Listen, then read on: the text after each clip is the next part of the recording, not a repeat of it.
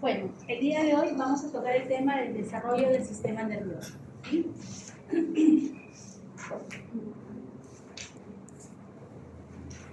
Primero solamente mencionarles que en algún momento me van a llamar de requisitos académicos porque tengo que bajar a poner mi código. Si me llaman, 5 minutos voy porque no me permite ingresar a la plataforma para poner las notas. Porque ustedes han dado un examen.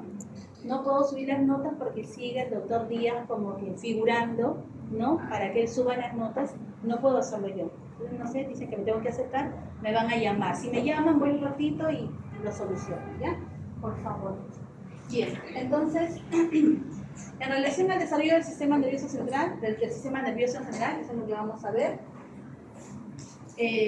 Bueno, el sistema nervioso tiene su origen a nivel del ectodermo. Entonces, siempre recordando, ¿no?, las capas germinales: ectodermo, mesodermo, endodermo, y el sistema nervioso se origina a partir del ectodermo. Entonces, pero no es cualquier ectodermo. Nosotros, ustedes recordemos que tenemos el ectodermo superficial, que es el que fundamentalmente guarda relación con el desarrollo de la piel, ¿no?, que es lo que nos relaciona con el medio externo, sino que tenemos dentro del ectodermo al neuroectodermo, ¿no?, que es el que es inducido por la notocorda, que ya lo vamos a ver en imágenes posteriores. Entonces tenemos tres estructuras a nivel del sistema nervioso central. El sistema nervioso central, que se origina a partir del tubo neural, todas las células del sistema nervioso periférico, de las células de la cresta neural, y algunos órganos que específicamente se originan de las placodas ectodérmicas, que vamos a ver cómo se desarrollan. Entonces, esa imagen me parece que ustedes ya la conocen también cuando han realizado sus primeras clases en relación al desarrollo del tubo neural y de la cresta neural. Entonces, alrededor del día 16, siempre más o menos, ¿no? Más o menos porque los días siempre van a variar de libro a libro. Entonces, alrededor del día 16, tenemos que la notocorda induce al ectodermo a modificarse. Entonces, las células ectodérmicas que están en relación adyacentes a la notocorda van a modificarse. Ese grupo celular modificado toma el nombre de placa neural. Esta placa neural también va a ir modificándose en el tiempo, de tal manera que la parte central es la que se va a invaginar hacia el mesodermo y toma el nombre de surco neural. Las partes externas, extremas de esa placa neural toman el nombre de pliegue neural. ¿Sí? Entonces tenemos el surco neural, cada vez se va profundizando más, y los pliegues neurales cada vez se van a ir dirigiéndose hacia la parte medial hasta fusionarse y formar el tubo neural. Aquí hay que recordar también que a nivel de los pliegues neurales hay dos grupos celulares diferenciados, pero uno de ellos, que es de repente el que más se menciona dentro de la neurulación, son las células de la cresta neural. ¿Sí? Entonces, las células de la cresta neural son un grupo celular diferenciado de las células del pliegue neural. Entonces, se va dando lugar a la fusión medial de este tubo, finalmente se cierra, y lo que vamos a tener es un tubo neural uniforme y un grupo único de células neurales, que posteriormente ese grupo único de células neurales se van a subdividir en dos grupos, ¿no?, uno a cada lado de ese tubo neural. Pues esto, en resumidas cuentas, es la neurulación.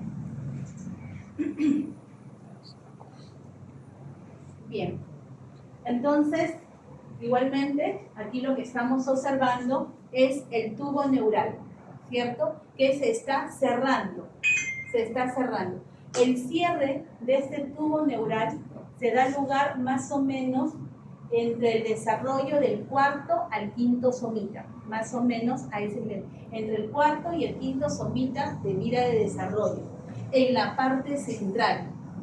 Y de ahí el cierre se dirige en sentido cefálico y en sentido caudal.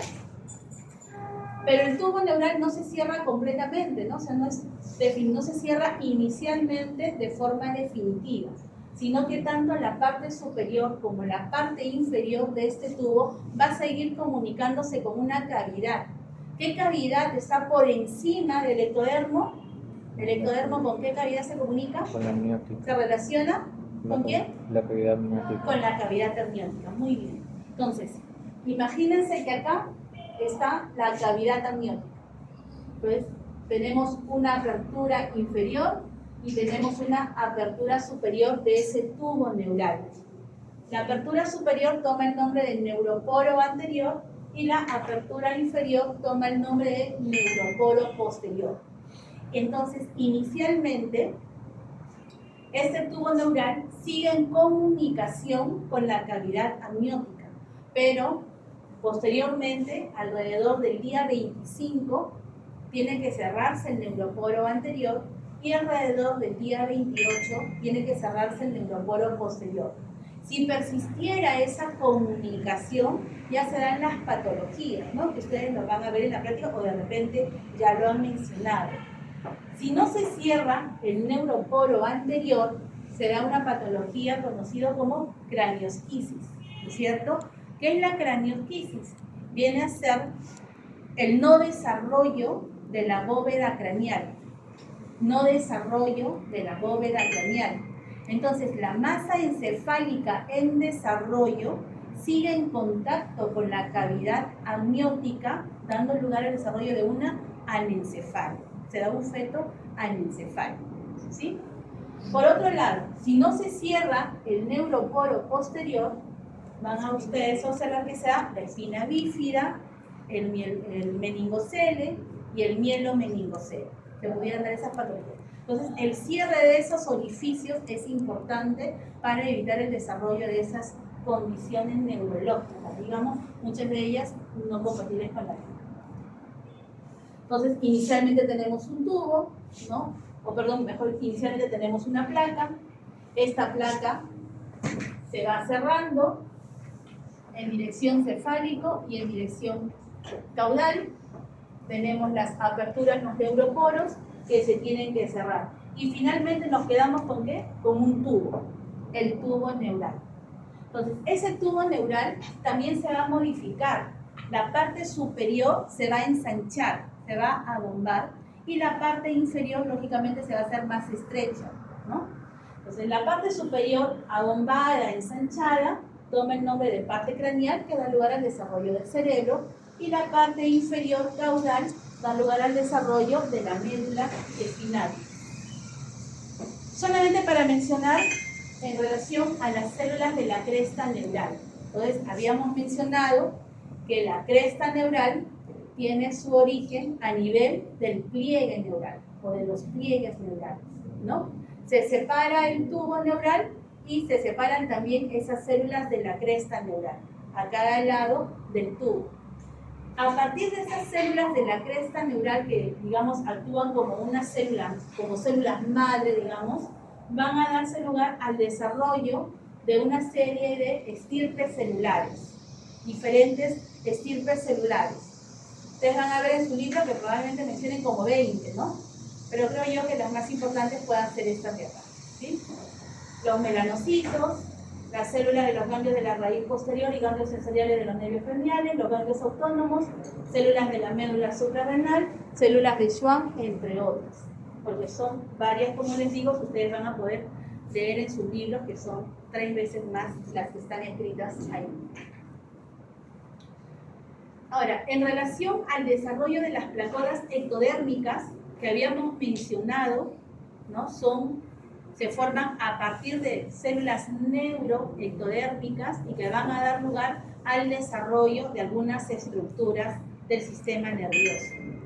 Entonces, esta imagen, para hacernos recordar que a medida que se va formando el tubo neural, las células del pliegue neural también se van a diferenciar. Ya habíamos mencionado que inicialmente tenemos el grupo de las células de la cresta neural, ¿no? Pero también hay otro grupo celular, ¿no? Independientes, que son células neuroepiteliales, que estas van a dar lugar al desarrollo de las placodas ectodérmicas. ¿Y qué son las placodas ectodérmicas? Simplemente esto de acá. Tenemos en la imagen A el ectodermo superficial, ¿sí? Entonces, este ectodermo superficial es inducido. Por ejemplo, para el desarrollo del tubo neural, el ectodermo superficial es inducido ¿por quién? Por la notocorda, ¿verdad? Por la notocorda. Entonces, acá tenemos que este ectodermo es inducido y se va a engrosar. Hay una región del ectodermo que se engruesa, ¿no? Varía, ya no es un epitelio cúbico, sino un epitelio cilíndrico, aumenta de tamaño y toma el nombre de placodas ectodérmicas. Estas placodas ectodérmicas, ¿por qué son importantes? Porque son estructuras que reciben señales, pero también son estructuras que van a emitir señales. Estas placodas, por ejemplo, son importantes para el desarrollo sensorial del oído, por ejemplo, ¿no? Para el desarrollo sensorial del olfato también, ¿no? Entonces, en esas áreas se desarrollan las placodas ectodérmicas. Ahora, en cuanto a la isiogénesis del tubo neural, tenemos nuestro tubo, aquí está, un tubo inicial, primario, primitivo, y se va a delimitar un canal central, una membrana limitante interna y una membrana limitante externa. Y en todo este grosor, espesor de las paredes laterales de ese tubo neural, van a desarrollarse las células totipotenciales, o sea, a partir de las cuales se van a generar las diferentes estirpes celulares del sistema nervioso. ¿De qué células está constituido? De células neuroepiteliales, así se llama, neuroepitelio. Entonces, ese tubo neural primitivo está constituido por un epitelio pseudoestratificado de neuroepitelio, ¿sí? Ahora, este neuroepitelio, en su evolución, va a dar lugar al desarrollo de dos estirpes celulares. La primera estirpe celular que nace de ese neuroepitelio son los neuroblastos. Y a partir de esos neuroblastos, otra serie de células, y por otro lado, la otra estirpe celular de los del neuroepitelio, que son las células gliales, dará lugar también a su estirpe celular. Es decir, de una madre dan otras células, y otras células hasta las del adulto, digamos, ¿no? Entonces, nuevamente para repetir, las células madre totipotenciales son denominadas, toman el nombre de neuroepitelio. A partir de ese neuroepitelio tenemos dos estirpes celulares. No sé por qué acá se ve así, pero bueno. Tenemos dos estirpes celulares, ¿no? Tenemos los neuroblastos y por otro lado las células de la glía. Los neuroblastos inicialmente son bipolares, luego pasan a ser monopolares y luego a ser multipolares.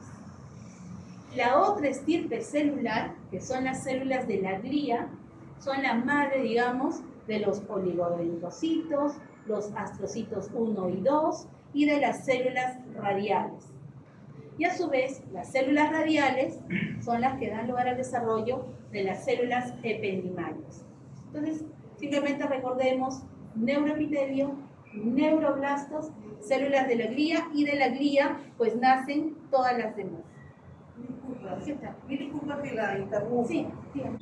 Solamente para terminar eso, para después ya entrar a su. Bien, entonces tenemos, ¿no? Células neuroepiteliales.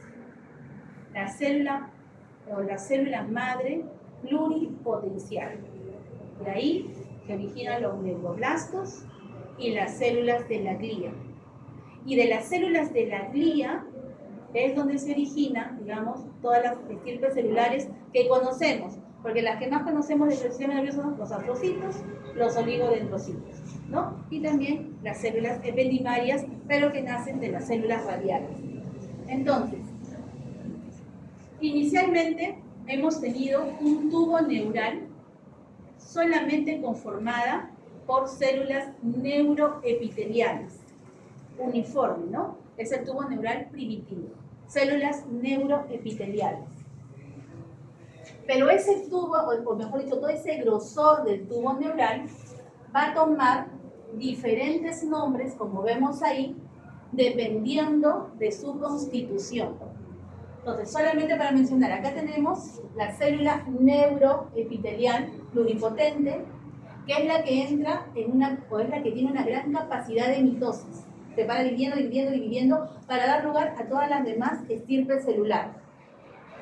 Por acá tenemos las células neuroepiteliales, se van formando todas las diferentes estirpes celulares, cuerpos neuronales, y aquí en la capa más externa, ¿qué es lo que vamos a tener? Los axones, ¿cierto? Los axones. Bien, entonces, ese tubo neural primitivo, después, a medida que se van formando esas diferentes células, toma nombres. La parte más interna, que es la que está en contacto con la luz del tubo neural, toma el nombre de zona ventricular.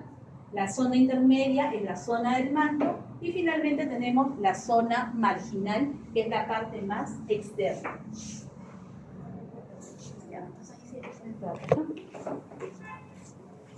El desarrollo del tubo neural, de las células en la cresta neural.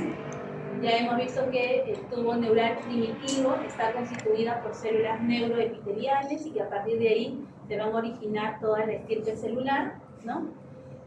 Y también hemos visto que el tubo neural pasa de primitivo a tener 3 capas, ¿cierto? La zona ventricular, la del manto y la marginal, dependiendo de sus constituyentes. Hasta ahí estamos de acuerdo, ¿verdad?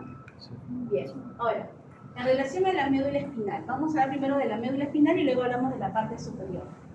Simplemente para recordar, tubo neural, la parte cefálica dará lugar al desarrollo del cerebro, y la parte más delgada, digamos, caudal, de la médula espinal. Bien, entonces, igualmente, ¿no? Ustedes saben que todo es tubo neural, todo es tubo neural, desde abajo hasta arriba, todo es tubo neural. La única diferencia es que a nivel del desarrollo de la médula espinal, como ustedes observan, la zona ventricular ya no se llama zona ventricular, sino que toma el nombre de zona matriz. ¿Sí? Digamos, es la única diferencia que por ahí observamos. Ahora, ¿qué más tenemos que mencionar aquí a lo largo de este desarrollo? Ya hemos observado que en la zona matriz, la que está cercana al canal, está constituida por células neuroepiteliales que están en mitosis. Estas células dan lugar a todo lo...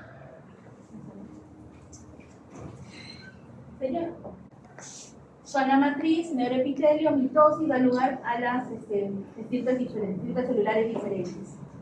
Vean ustedes que en la parte intermedia, ¿qué es lo que vamos a tener más? Cuerpos neuronales. Cuerpos neuronales. ¿Eso le da qué cosa? La característica gris, el color gris de esta zona. Por eso se llama sustancia gris, ¿no? Entonces, la capa del manto tomará el nombre de sustancia gris. La parte más externa, la parte marginal, básicamente estará constituido de axones, fibras neuronales. Esos axones son los que se van a mielinizar, ¿cierto? Entonces, eso le va a dar un aspecto transparente o claro a esa capa marginal, por eso es que toma el nombre de sustancia blanca. Bien, ahí está. Simplemente para recalcar que la parte intermedia básicamente está constituida de cuerpos neuronales, por lo tanto le da la característica de sustancia gris, o toma el nombre de sustancia gris. Y la zona marginal, básicamente fibras, axones mielinizados, dándole el color característico, o la característica característica, por eso toma el nombre de sustancia blanca. Bien, ahora, a nivel de este tubo neural, vamos a ver que se va modificando, por ejemplo, la parte central del tubo. Y ya no es uniforme, circular, sino que más bien toma la forma de una hendidura. Entonces tenemos el tubo neural con la parte dorsal y la parte ventral. A nivel de la zona de la hendidura, las capas celulares se adelgazan, se vuelve más fina, las partes anteriores de la hendidura.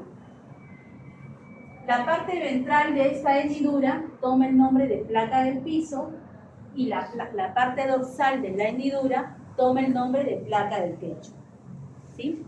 Y las partes laterales de ese tubo, que es la parte más gruesa, se va a dividir en dos regiones.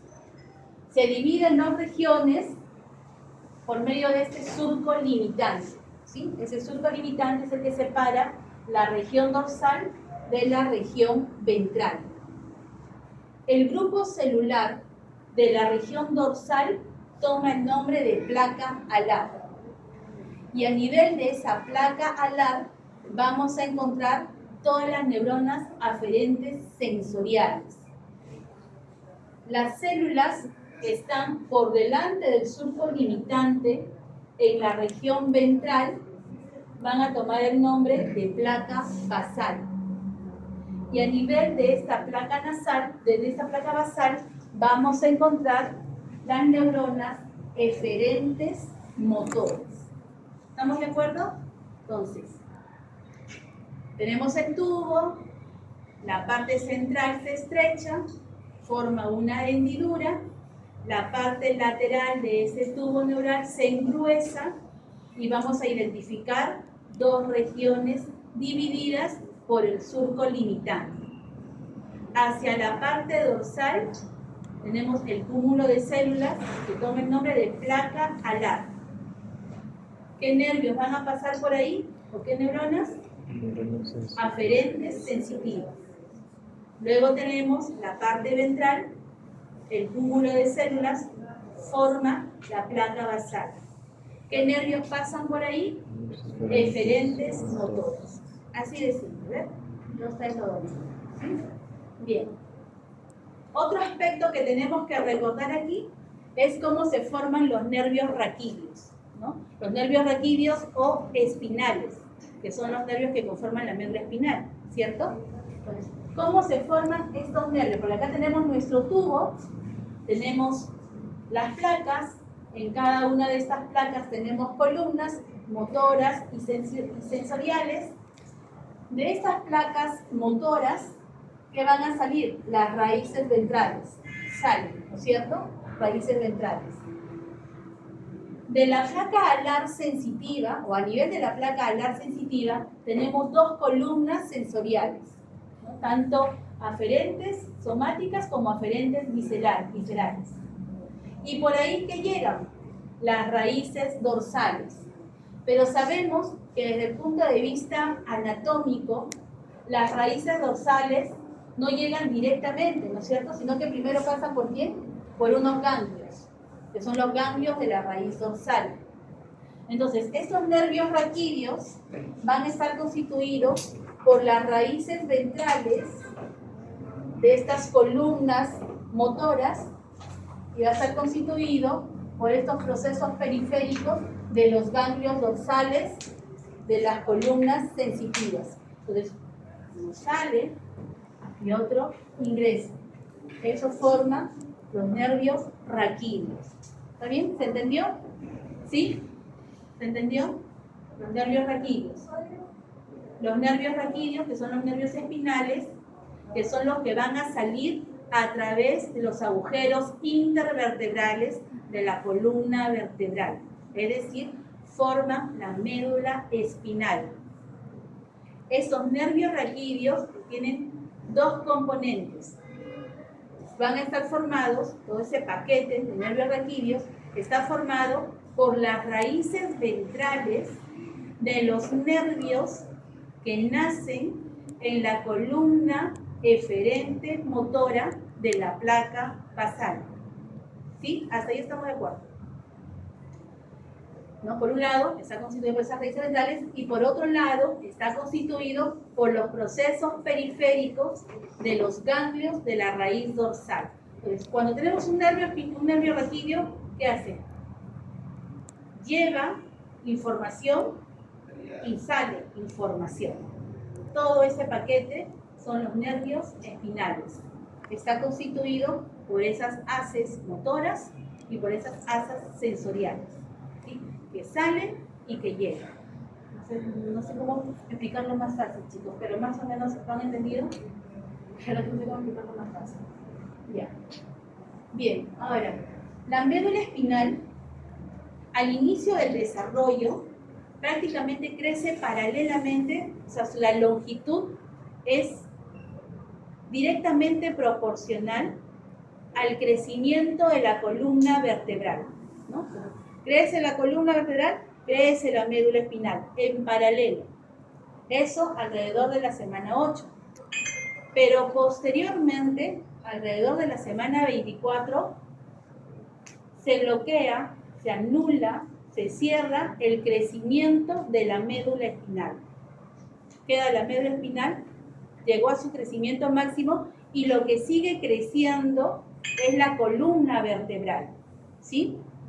De tal manera que alrededor de la semana 24, la columna vertebral termina más o menos a nivel, perdón, la médula espinal termina más o menos a nivel de S1. Fíjense que mientras más temprana en edad gestacional sea, todo es paralelo, ¿no? Crece la columna, crece la médula, llega hasta el coxis, ¿no? Hasta lo que es el coxis primitivo. Posteriormente, la médula ya llegó a su máximo de crecimiento, pero sigue creciendo la columna vertebral. Entonces, la médula llega alrededor de S1 y sigue creciendo la médula. Pero esto que trae como consecuencia, como ustedes ven acá, tenemos la médula y nace el nervio espinal. Digamos, tenemos el nervio espinal que se ha desarrollado a nivel de S1. Entonces, la raíz de ese nervio espinal sale por el agujero de S1, el agujero intervertebral que está a la altura de S1, ¿no es cierto? Sale por ahí, a la altura. Pero ¿qué sucede? Crece la columna vertebral y la médula se ha quedado aquí, por lo tanto, esto de acá tiene que elongarse, porque ha ido creciendo la columna vertebral y las fibras o los nervios espinales van a seguir elongándose, como vemos allá. Entonces, al nacer, la médula espinal termina más o menos a la altura de L3, pero los nervios espinales que han crecido por encima de L3 tienen que seguir saliendo, ¿no es cierto? Han salido por sus orificios intervertebrales más arriba, por lo tanto todo se elonga hacia abajo. No es que sigan creciendo, que simplemente se elongan, ¿no? No sé si se entiende esto, ¿no? Pero es fácil de entender con las imágenes. Entonces, finalmente, en el adulto, la médula espinal termina a nivel de L1 y todos los nervios espinales que han salido por encima de L1 siguen elongándose de tal manera que al final todo ese paquete de nervios espinales que está a nivel del sacrocoxis forma la cauda equina, ¿sí? Entonces, creció acá, pero sus fibras siguen bajando porque hay una diferencia de crecimiento entre la médula espinal y la columna vertebral.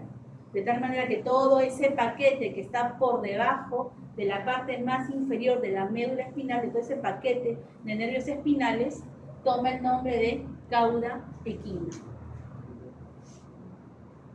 Bien, ahora en cuanto al desarrollo del cerebro.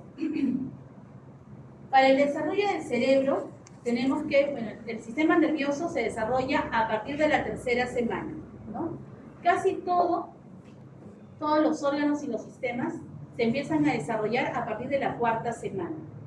Pero el sistema nervioso y el cardiovascular son los sistemas más importantes que se desarrollan a partir de la tercera semana. Entonces, igual el sistema nervioso empieza esa modificación de placa neural, tubo neural, célula de la cresta neural a partir de la tercera semana.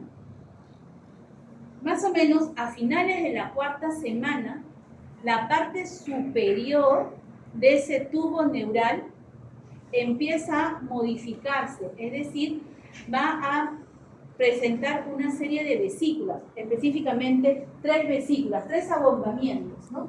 3 abombamientos que toman el nombre de vesículas cerebrales primarias: prosencéfalo, mesencéfalo y rombencéfalo. Este canal, que es el canal del tubo neural, es el que va a dar lugar al desarrollo del sistema ventricular.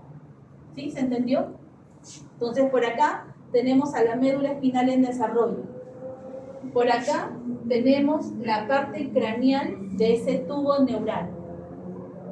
Inicialmente es una bola uniforme, por así decirlo. Pero esa bola uniforme después se modifica y da lugar al desarrollo de 3 vesículas: prosencéfalo, mesencéfalo y rombencéfalo. Inicialmente son 3 vesículas, pero alrededor de la 5ª semana ya no son 3 vesículas, sino 5 vesículas. ¿Por qué?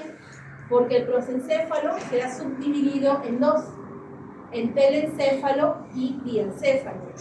El mesencéfalo queda como tal y el rombencéfalo a su vez se subdivide en 2, metencéfalo y mielencéfalo.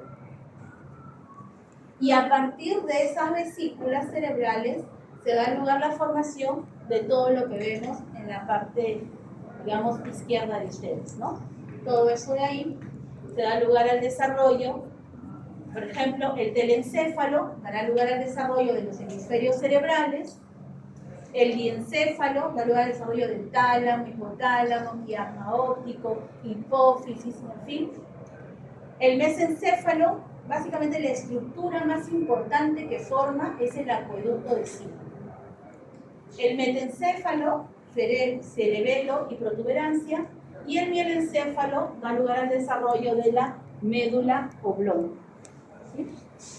Entonces, recuerden, inicialmente un tubo neural, a partir de ese tubo neural 3 vesículas cerebrales, y a partir de esas 3 vesículas cerebrales 5 vesículas cerebrales, ¿no?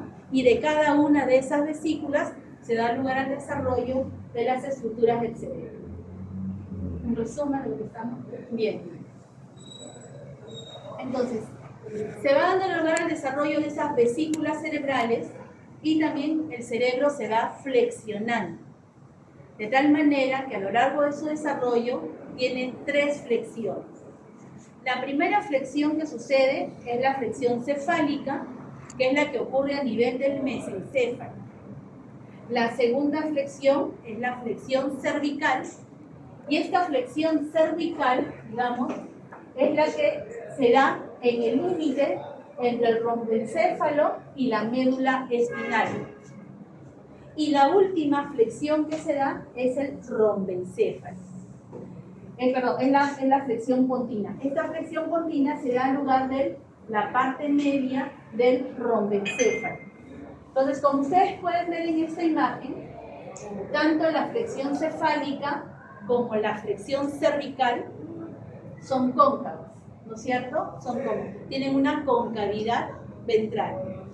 Mientras que la flexión pontina tiene una convexidad ventral. Asimismo, estas flexiones son importantes, sobre todo la flexión cervical, porque esta va a permitir una rotación o un giro de 90 grados del desarrollo, a nivel del desarrollo del cerebro. Entonces, como vemos acá, esta flexión cervical más o menos forma un ángulo de 90 grados. Y esta flexión de 90 grados da lugar también al desarrollo del cerebro, inicialmente en un ángulo de 90 grados en relación a la médula espinal, ¿no? Porque la flexión cervical es de 90 grados.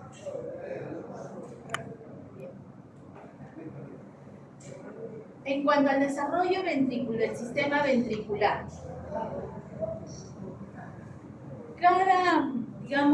cada vesícula cerebral, o mejor dicho, el canal, el conducto, el espacio de cada vesícula cerebral forma parte del sistema ventricular. Entonces, Yendo desde abajo hacia arriba, digamos. Acá tenemos el rombencéfalo.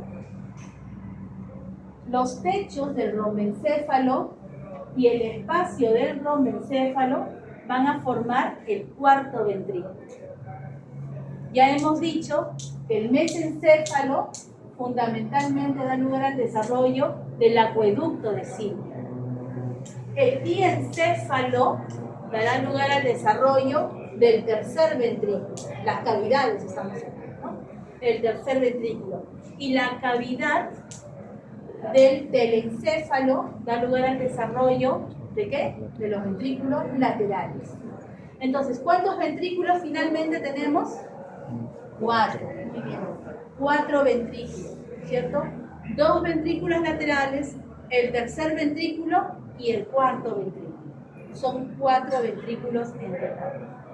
El acueducto de Silvio simplemente es un conducto de comunicación, de pasaje entre el tercer ventrículo, que está ubicado a nivel del mesencéfalo, y el cuarto ventrículo, perdón, el tercer ventrículo que está ubicado a nivel del diencéfalo, y el cuarto ventrículo que está ubicado en el rombencéfalo, ¿cierto?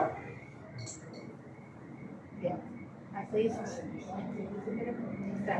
Ya, seguimos con el desarrollo del sistema ventricular. Tenemos el cuarto ventrículo. A nivel de ese telencéfalo, que su cavidad da lugar al desarrollo del de verdad que me distraigo. Bien, ya, entonces, nuevamente, chicos, me dicen, ya, el sistema ventricular. Entonces, ya hemos dicho que el telencéfalo, las cavidades del telencéfalo, dan lugar a los ventrículos laterales. Estos ventrículos laterales tienen que comunicarse ¿con quién? Con el tercer ventrículo. ¿A través de qué agujeros se comunican? Esta es la imagen. ¿A través de qué agujero? Ventrículos laterales con el tercer ventrículo. A través de los agujeros de Monro. A través de los agujeros de Monro. Entonces, los ventrículos laterales, agujeros de Monro, llegan al tercer ventrículo. Tercer ventrículo, acueducto de Silvio, cuarto ventrículo. Del cuarto ventrículo tiene que distribuirse a todo el espacio aracnoideo. ¿A través de qué agujeros? De Luschka y de Mayenne. Entonces, tenemos todo este sistema ventricular que está en la parte del cerebro, pero esto se continúa hacia abajo con la médula espinal, ¿cierto? Con el canal de la médula espinal, porque también el líquido cefalorraquídeo en el canal de la médula espinal. Entonces, se comunica hacia abajo con la médula espinal. Y en la parte más distal inferior de la médula espinal hay una dilatación, que es denominado ventrículo terminal. El ventrículo terminal. ¿Sí? En la parte más distal, final de esta médula espinal, esta dilatación toma el nombre de ventrículo terminal. Ahora, ¿cómo se forman los plexos coroideos? Sabemos que los plexos coroideos tienen su función de sintetizar, formar el líquido cefalorraquídeo.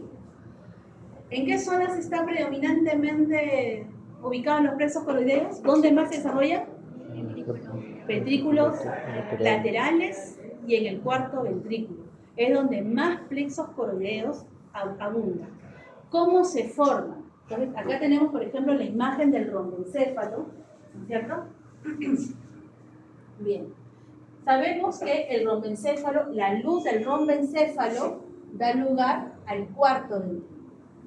Este rombencéfalo, la parte superior, la del techo, digamos, está cubierto de células ependimarias. Rodeando estas células ependimarias tenemos mesénquima vascular. Mesénquima vascular, que quiere decir que se van a formar vasos sanguíneos, ¿cierto?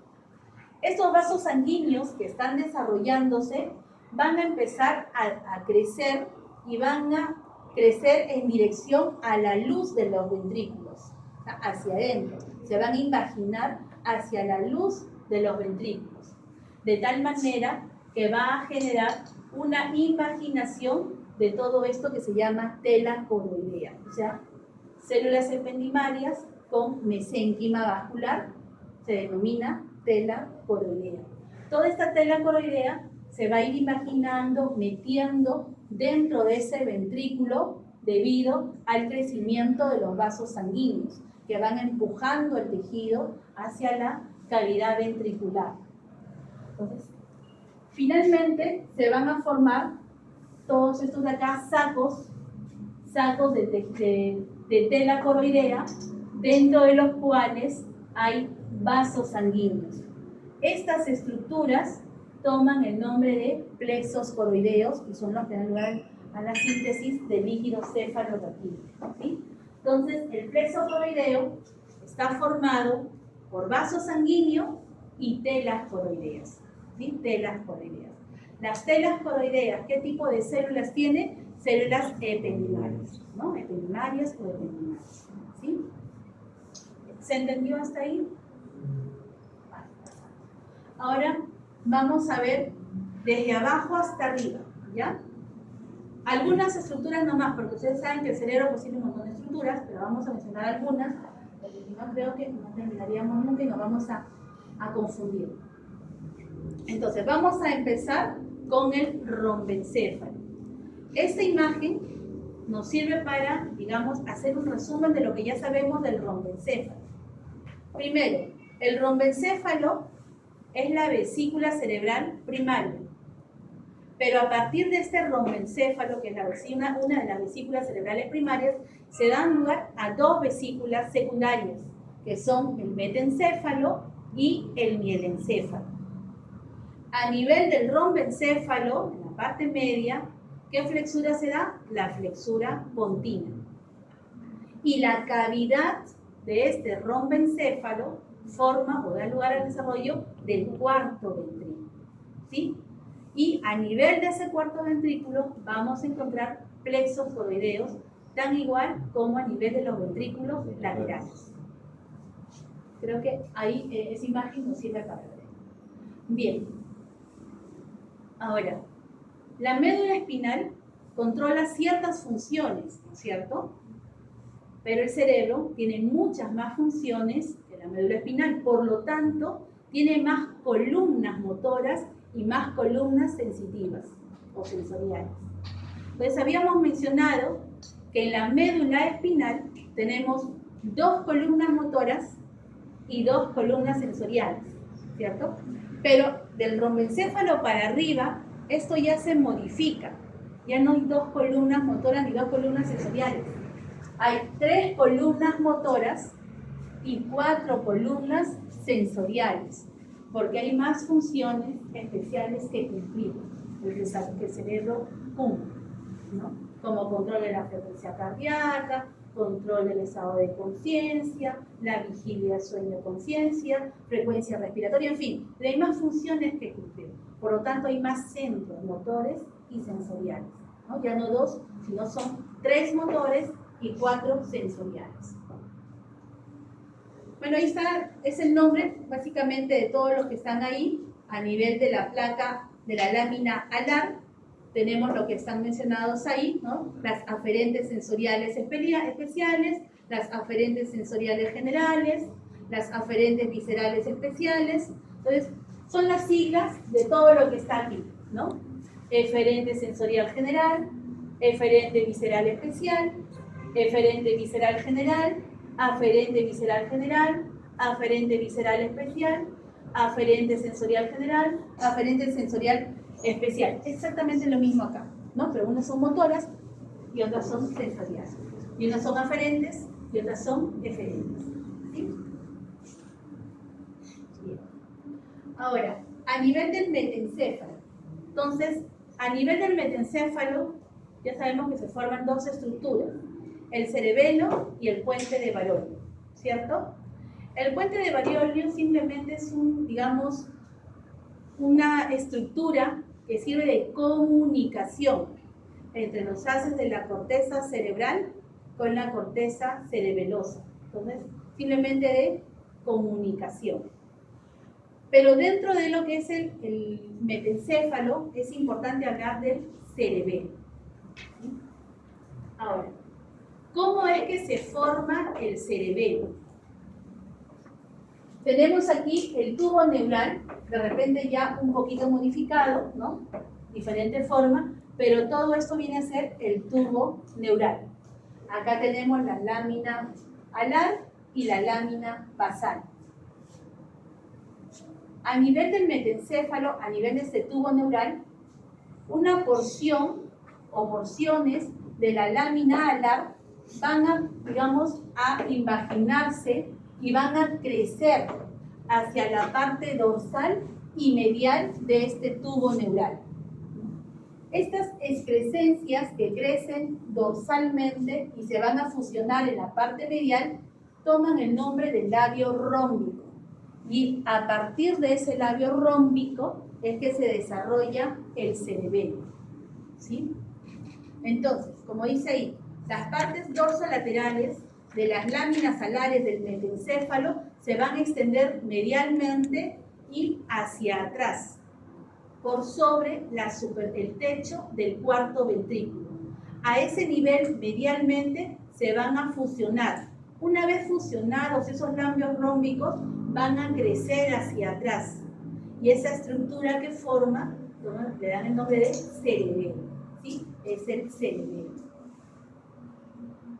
Entonces, ahí tenemos lo mismo, los labios rómbicos en amarillo que están creciendo hacia atrás, se fusionan en la parte media y crecen hacia atrás, el cerebelo.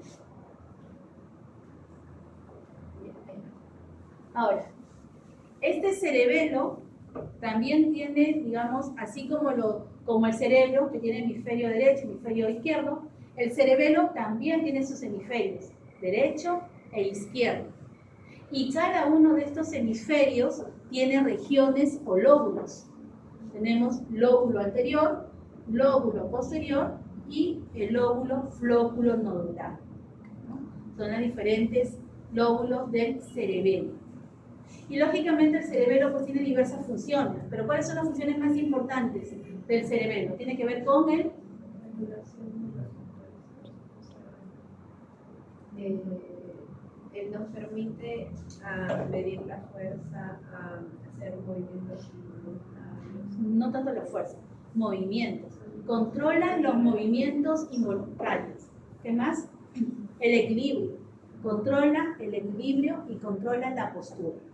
¿Sí? Son las tres funciones más importantes del cerebelo, pero tiene muchas más, pero son las más importantes. Ahora, a nivel de este cerebelo, estos son los 4 núcleos más importantes que se van a desarrollar ahí. El núcleo fastigio, el globoso, el emboliforme y el dental. Y estos tienen relación fundamentalmente con lo que ya hemos mencionado. Control de movimientos involuntarios, postura y equilibrio. El mielencéfalo. En relación al mielencéfalo es exactamente lo mismo, porque es una zona, digamos, de transición de pasaje, ¿no es cierto?, de fibras nerviosas que conectan una con otra estructura. Entonces, igual vamos a observar la placa alar, la placa basal, y a nivel del mielencéfalo, el otro núcleo que se está desarrollando es el núcleo olivar, por donde van a pasar las diferentes haces motoras que van de corteza cerebral a corteza cerebrosa. ¿Sí? Ahora, el mesencéfalo. En relación al mesencéfalo, ya hemos mencionado que lo más importante es que las paredes de este mesencéfalo van a constituir el acueducto de Silvia. Y no se olviden, sirve de comunicación, de pasaje del tercero con el cuarto ventrículo. Ahora, también es importante mencionar que en el mesencéfalo vamos a encontrar 3 regiones: los pedúnculos cerebrales, el tegmentum y el tectum, ¿no? Entonces, así como el cerebelo se divide en lóbulos, el mesencéfalo también tiene sus regiones: pedúnculos cerebrales, tectum y tegmentum. son los tres. Ahora, a nivel de este mesencéfalo se van a dar lugar el desarrollo de diferentes tractos nerviosos y de diferentes núcleos. Por ejemplo, algunos de ellos tenemos estos tractos de acá, ¿no? El tracto occipito temporopontino, tracto córtico-espinal, córtico-nuclear y el frontopontino. Son esos tractos de acá. ¿Qué también se va a dar lugar qué también se va a desarrollar a nivel de este mesencéfalo? La sustancia negra, que básicamente participa en la regulación del movimiento y en la producción de la dopamina, ¿no? Esas son las funciones más importantes de la sustancia negra. Tenemos también que aparece el núcleo rojo que es importante para la coordinación motora, la sustancia gris, la formación reticular, que sirve para básicamente regular los ciclos circadianos, el estado de conciencia, control cardiovascular y la modulación del dolor. Y también acá, a nivel del mesencéfalo, vamos a encontrar el núcleo del nervio oculomotor. ¿Qué par craneal es? El tercero. El tercero, ¿cierto? Del tercer par craneal. Entonces, eso es lo que estábamos mencionando, algunas estructuras que ya las hemos mencionado en la diapositiva anterior. Asimismo, a nivel del tectum, vamos a encontrar el desarrollo de unos centros que se denominan colículos. El colículo superior y los colículos inferiores. El colículo superior básicamente guarda relación con el control pupilar. Y el colículo inferior básicamente guarda relación con el control sensorial de la vía auditiva. ¿Sí? Entonces, colículo superior, papilas, ¿no? Perdón, pupila, y colículo inferior, vía auditiva. Ahora, en relación al prosencéfalo. Ya hemos dicho que el prosencéfalo es la vesícula primaria cerebral y que esta, a su vez, se subdivide en dos vesículas, telencéfalo y el diencéfalo, ¿cierto? Bien, entonces vamos a ver primero al prosencéfalo. Perdón, al telencéfalo. Ahí está el telencéfalo, desarrollo de los hemisferios cerebrales, y el diencéfalo, todo lo que está ahí que ya hemos mencionado. Entonces vamos con el diencéfalo. A nivel del diencéfalo vamos a encontrar el desarrollo de 3 tumefacciones, hinchazones o elevaciones, ¿no? Como lo mencionan los libros, tumefacciones, hinchazones o elevaciones. Son 3. La que va a dar lugar al desarrollo del hipotálamo, del tálamo y el epitálamo. A nivel del epitálamo, sabemos que se va a desarrollar, ¿qué? La glándula pineal. ¿Y qué secreta la glándula pineal? Melatonina, ¿no? Eso es lo que tenemos que recordar. Entonces, a nivel del diencéfalo, hay 3 tumefacciones, el desarrollo de 3 tumefacciones hinchazonas. Cada una de estas dará lugar al hipotálamo, al tálamo y al epitálamo. Entonces, estas estructuras, yo pregunto, ¿dónde se desarrolla el tálamo? Ya saben ustedes que en el diencéfalo. ¿Dónde se desarrolla el epitálamo? Ya saben que en el diencéfalo, ¿no? Y la glándula pineal, ¿en cuál de estas tumefacciones se va a desarrollar? En el epitálamo. Bueno, eso es lo mismo que ya hemos mencionado, y esto creo que también es lo mismo, ¿no? Simplemente esa imagen para mencionar, tenemos ahí el hipotálamo, el tálamo, el epitálamo, y cada una de estas estructuras está separada por surcos, ¿no? El surco que separa el tálamo del hipotálamo, surco hipotalámico. El surco que separa el tálamo del epitálamo, surco epitalámico, ¿no? Simplemente para mencionar que están separadas por surcos. En relación al desarrollo de la hipófisis. La hipófisis se desarrolla a partir de ectodermo. Ectodermo. Tiene su origen ectodérmico, pero tiene su origen a partir de dos divertículos. A partir de dos divertículos. Porque recuerden ustedes que la hipófisis tiene dos regiones, la adenohipófisis y la neurohipófisis. Y cada una de estas tiene su origen diferenciado, pero siempre es ectodérmico. Entonces, acá vemos estos dos divertículos. Tenemos estos dos divertículos, ¿sí? Por acá tenemos al estomodeo.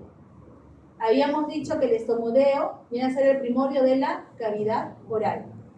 Y este estomodeo solamente está constituido de ectodermo y endodermo, ¿cierto? No tiene mesodermo. Bien, entonces a esta altura tenemos el estomodeo. La parte ectodérmica del estomodeo va a invaginarse hacia arriba, o sea, crece en dirección cefálica, formando un divertículo. A este se le denomina divertículo hipoficiario. A partir de este divertículo hipoficiario se desarrolla la adenohipófisis. Por otro lado, a partir del diencéfalo crece otro divertículo en dirección, digamos, hacia abajo. Para tocarse con este divertículo hipoficiario, ¿no? Entonces, a partir del diencéfalo crece otro divertículo hacia abajo que toma el nombre de divertículo neurohipoficiario. Y a partir de este divertículo neurohipoficiario se forma la neurohipófisis. De tal manera que al final tenemos desarrollándose la adeno y desarrollándose la neurohipófisis. Y finalmente se van a fusionar alrededor del día 16 para tener nuestra glándula hipoficiaria tal cual la conocemos. Entonces recuerden que la hipófisis tiene un origen ectodérmico. Es origen ectodérmico, pero tiene dos fuentes. Por un lado, el ectodermo del estomodeo y por otro lado, a partir del diencéfalo. Del diencéfalo se forma la neurohipófisis y del ectodermo del estomodeo la adenohipófisis. Alrededor de la semana 16 ya tenemos nuestra hipófisis como tal. Ahí tenemos lo que hemos mencionado. En relación al telencéfalo, bueno, eso ya lo hemos mencionado reiterativamente, que alrededor de la quinta semana, a partir del prosencéfalo, se forma el telencéfalo o las vesículas telencefálicas, porque recuerden que son dos vesículas telencefálicas, ¿no? Laterales, y cada una de estas da lugar al desarrollo de los hemisferios cerebrales. El desarrollo de los hemisferios cerebrales se inicia alrededor de la quinta semana. Más o menos en qué tiempo ya tenemos un cerebro tal cual la forma de un adulto, al cuarto mes, ¿sí? Alrededor del cuarto mes, ese fetito ya tiene la morfología de un cerebro de un adulto. Ya acá en el telencéfalo es cuestión de repetir lo que hemos venido diciendo con anterioridad. Tenemos los telencéfalos, cada uno de estos dará los hemisferios cerebrales. La cavidad de estos telencéfalos desarrollará los ventrículos laterales que se comunican a través de los agujeros de Monro con el tercer ventrículo, ¿no? Es lo que habíamos mencionado. A nivel de los hemisferios cerebrales, tenemos que van a llegar fibras, ¿no es cierto? Fibras motoras y también fibras sensitivas. Estas fibras ascendentes y descendentes tienen que tener un camino por el cual van a pasar.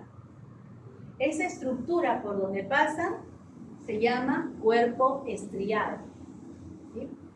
Este cuerpo estriado, como dice ahí, es el piso del telencéfalo, está adyacente, como ven en la imagen, al hipotálamo, está constituido de sustancia gris es el centro del control sensorio-motor, fibras sensoriales y motoras, y por ahí pasan las fibras nerviosas, ¿no? La vía por donde van a pasar las fibras nerviosas. Entonces tenemos el cuerpo estriado inicialmente, fibras nerviosas, todo ese paquete de fibras nerviosas está rodeada o separada por una cápsula. Entonces todo ese paquete va a dividir a ese cuerpo estriado en dos núcleos. ¿Cuáles son esos núcleos? El núcleo caudado, que es el que está, digamos, ubicado en la parte más medial y dorsal, el núcleo lentiforme, que es el que se va a ubicar lateral y ventralmente, ¿sí? Entonces, estos núcleos se desarrollan a partir de la partición del cuerpo estriado por esas fibras nerviosas que están ascendiendo y descendiendo. ¿Se entendió hasta ahí? Más o menos, ¿no? Ya con ustedes, chicos, lo lean, ya, unos campeones mundiales. Entonces tenemos también que a nivel del cerebro vamos a tener el desarrollo de ganglios basales. ¿Cuáles son esos ganglios basales que se van a desarrollar a ese nivel? El núcleo caudado, el putamen, el globo pálido, la sustancia negra y el núcleo subtalámico.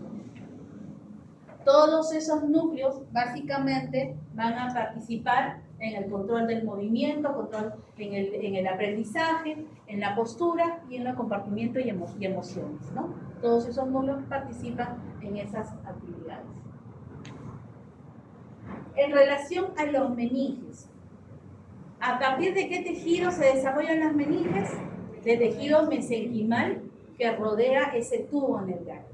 Pues tenemos el tubo neural y hemos dicho que ese tubo neural, ¿dónde va a encontrarse? Es tejido ectodérmico, ¿no es cierto? Pero ¿dónde va a estar? Rodeado por mesodermo. Y a nivel de ese mesodermo tenemos diferenciación de tejidos y dentro de ellos el tejido mesenquimal.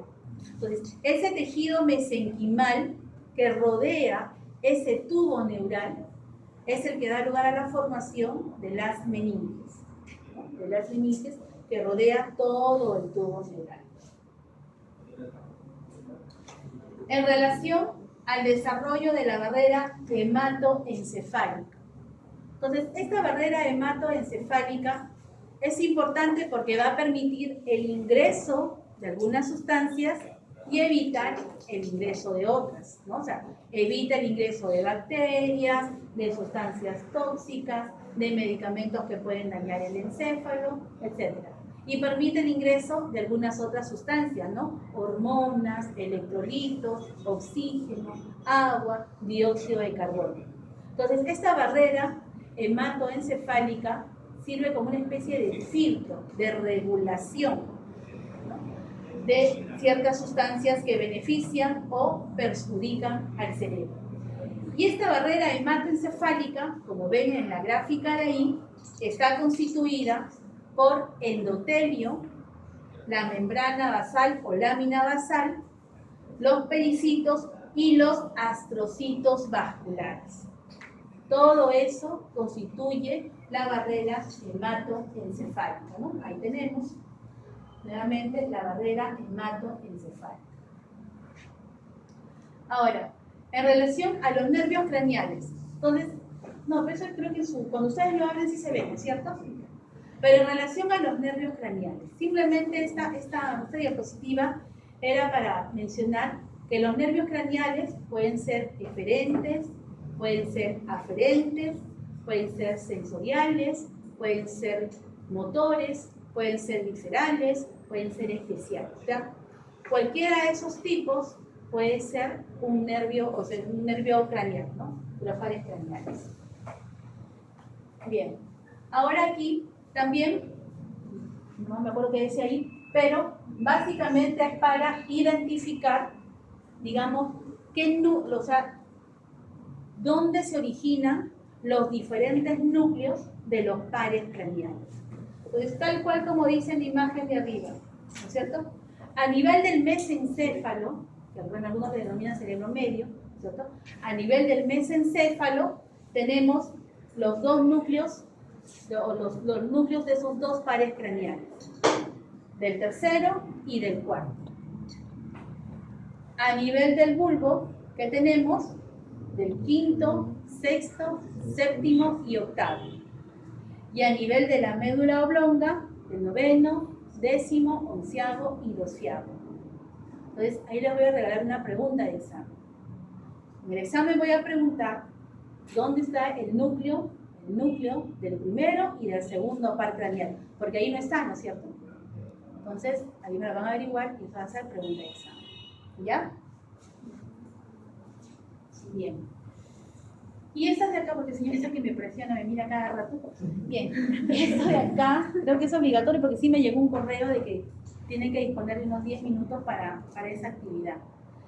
Entonces, bueno, acá es como un súper resumen, ¿no? Como ya les decía, estos nervios, estos pares craneales pueden tener función motora, sensitiva, visceral, aferente, ferente, general, especial, etc.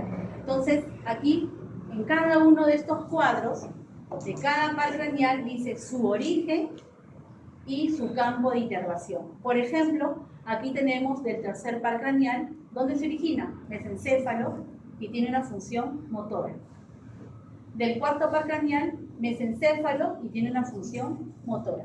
Y así sucesivamente hasta los últimos nervios, ¿no es cierto?, que van a tener, lo que ya hemos mencionado, su núcleo de desarrollo y su inervación. Por ejemplo, el quinto par craneal tiene una función motora y una función sensitiva, por ejemplo, ¿no? Y así sucesivamente. Eso lo de ahí. Bien, chicos, aquí para que puedan ver, si no me van a mandar mi documento de que no le permití